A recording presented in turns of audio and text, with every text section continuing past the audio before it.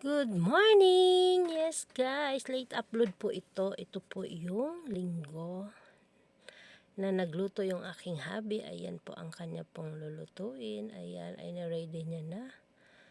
Minarinate niya muna po yan. Ayan, at nagpainit na siya ng kawali. Naglagay na siya ng mantika. Ginisa na po yung bawang. Ayan, magaling na po siyang magluto guys. Kaya talagang pag Sunday, siya yung namamalengke at nagluluto kasi po ako yung naglalaba at naglilinis. May toka po kami. Kasi kaming dalawa lang naman sa bahay. Ayan. Ayan, ginisa niya na yung bawang, sibuyas.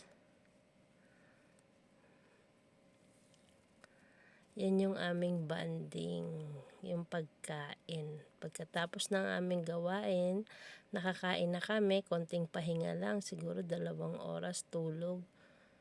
Pagkatapos ayun na, magkakanta na kami. Yun lang po yung aming routine pag Sunday. Ayan, nagisa niya na po yung ating pork at nilagay niya na rin yung atay or liver. At nilagay niya na rin po yung, pinaluto niya po muna yung yung karne bago niya nilagay yung atay.